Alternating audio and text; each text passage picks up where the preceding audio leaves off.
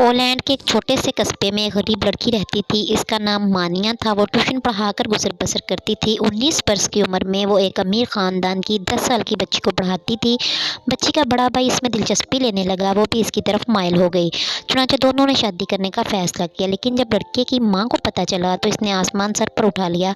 इसने मानिया को कान से पकड़ा और पोर्च में ला खड़ा किया। इसने आवाज़ देकर सारे नौकर जमा किए और चिल्लाकर कहा, देखो ये लड़की जिसके पास पहनने के लिए सिर्फ एक फ्रॉक, जिसके जूतों के तलवों में सुराख हैं और जिसे 24 घंटे में सिर्फ एक बार अच्छा खाना नसीब होता है, और वो भी हमारे घर से। ये लड़की मेरे बेटे की बीवी बनना चाहती है। ये मेरी बहू कहलाने की ख्वाहिश पाल रही है।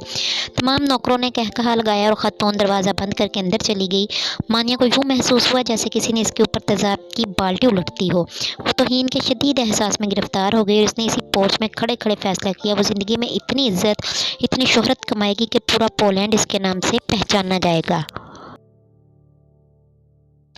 1991 था। वो पोलैंड से पेरिस आई। इसने यूनिवर्सिटी में दाखिला लिया और फिज़िक्स पढ़ना शुरू कर दी। वो दिन में 20 घंटे पढ़ती थी। इसके पास पैसा धेला था नहीं। जो कुछ जमा पूंजी थी वो इसी में गुजर बसर करती थी। वो रोज़ सिर्फ 1 शिलिंग खर्च करती थी। इसके कमरे में बिजली, गैस और कोयलों की अंगीठी तक नहीं थी। वो सर्दी के मौसमों की रातें कपकपा कर गुजारती थी। जब सर्दी हद से बाहर हो जाती थी तो वो अपने सारे कपड़े निकालती थी, आधे बिस्तर पर बिछाती थी और आधे ऊपर ओढ़कर लेट जाती थी। फिर भी गुजारा ना होता तो वो अपनी सारी किताबें, हत्ता कि अपनी कुर्सी तक अपने ऊपर गिरा लेती थी। पूरे 5 बरस इसने डबल रोटी के सूखे टुकड़ों और मक्खन के सिवा कुछ ना खाया। नकाहत का ये आलम होता था। वो बिस्तर पर बैठे बैठे बेहोश हो जाती थी, लेकिन जब होश आता था तो वो अपनी बेहोशी को नींद करार देकर खुद को तसल्ली दे लेती थी और एक रोज़ क्लास में बेहोश हो गई। डॉक्टर ने इसका मायना करने के बाद कहा, आपको दवा की बजाय दूध के एक गिलास की ज़रूरत है। इसने यूनिवर्सिटी ही में पायरी नाम के एक साइंसदान से शादी कर ली थी। वो साइंसदान भी इसी की तरह मफलूकुल हाल था। शादी के वक्त दोनों का कुल असासा 2 साइकिल थे। वो गुर्बत की इस आलम के दौरान PhD तक पहुँच गई। मानिया ने PhD के लिए बड़ा दिलचस्प मौजू चुना था। इसने फ़ैसला किया वो दुनिया को बताएगी यूरेनियम से रोशनी क्यों निकलती है। ये एक मुश्किल बल्कि नामुमकिन काम था, वो इस पर जुट गई। तजर्बात के दौरान इसने एक ऐसा अंसर दरियाफ्त कर लिया जो यूरेनियम के मुकाबले में 20 लाख गुना रोशनी पैदा करता है, और इसकी शुआएं लकड़ी, पत्थर, तांबे और लोहे, गर्ज के दुनिया की हर चीज़ से गुजर जाती हैं। इसने इसका नाम रेडियम रखा। ये साइंस में एक बहुत बड़ा धमाका था। लोगों ने रेडियम का सबूत मांगा। मानिया और पायरी ने एक खस्ता हाल अहाता लिया जिसकी छत सलामत थी और ना ही फर्श। वो 4 बरस तक इस अहाते में लोहा पिघलाते रहे। उन्होंने बिलाखिर 8 टन लोहा पिघलाया और इसमें से मटर के दाने के बराबर एक एटम हासिल की। ये 4 साल इन लोगों ने गर्मियां हों या सर्दियां अपने अपने जिस्मों पर झीली।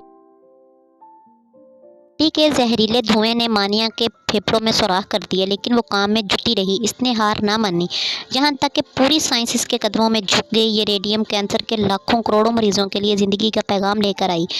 हम आज जिसे शुआओं का इलाज कहते हैं, ये मानिया ही की ईजाद थी। अगर वो लड़की 4 साल तक लोहा ना पिघलाती तो आज कैंसर के तमाम मरीज मर जाते। ये लड़की दुनिया की वाहिद साइंसदान थी जिसे ज़िंदगी में 2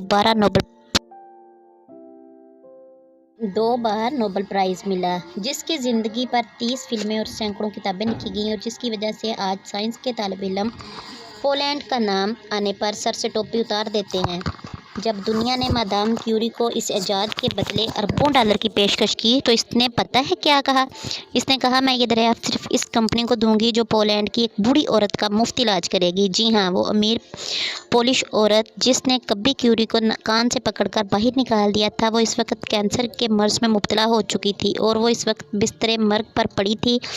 बस ज़र्फ बड़ा रखने की बात है, मालो दौलत होना ज़रूरी नहीं। इस लड़की ने इतना सहने के बाद भी इस औरत के साथ हुस्न सलूक करके इंसानियत का सबक दिया। दोस्तों, नए आने वालों से गुजारिश है कि वो मेरे चैनल को सब्सक्राइब कर दें और बेल आइकन को दबाना मत भूलिएगा, ताकि मज़ीद नई आने वाली वीडियो आप तक बआसानी पहुंच सके। तो मिलते हैं किसी और अच्छी वीडियो में, तब तक के लिए अल्लाह हाफिज़।